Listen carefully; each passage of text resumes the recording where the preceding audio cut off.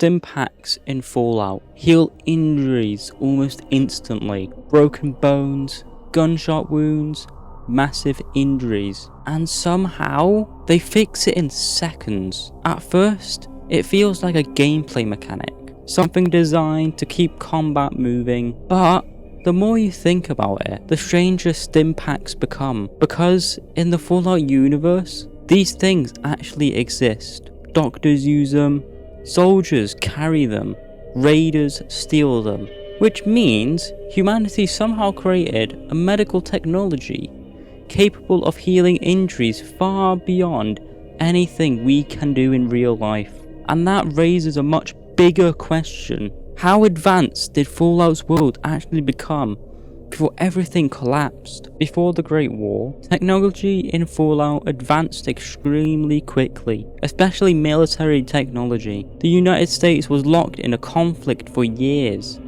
Resources became scarce, nations fought over oil, and governments poured enormous amounts of money into research, which meant companies started developing increasingly advanced weapons, armor, robots, and medicine. Corporations like MedTech pushed medical research further than almost anything seen in the real world, and eventually, technology like the Stimpak was created, a small device capable of rapidly restoring damaged tissue.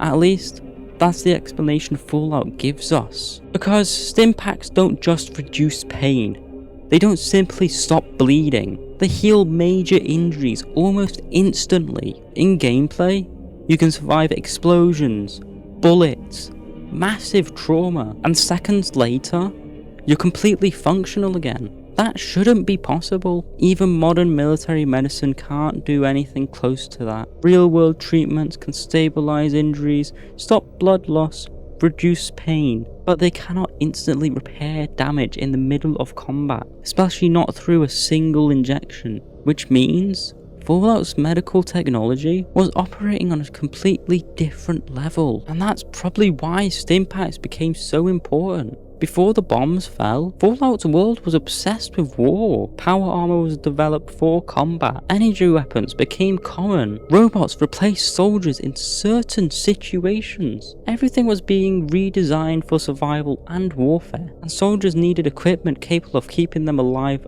longer, which makes Stimpaks incredibly valuable. Fast healing, portable, easy to carry, and easy to use. They're perfect for the battlefield, and throughout the games, you constantly see evidence of how widespread they became. Brotherhood soldiers use them, doctors carry them, wasteland merchants sell them, and raiders hoard them. Even after over 200 years, people still rely on pre-war medical technology. But Fallout also blurs the line between gameplay mechanics and actual lore, because obviously part of the reason Stimpaks exist is to make gameplay smoother. Players need healing items, but the important detail is that Fallout still treats Stimpaks as real technology inside the world itself.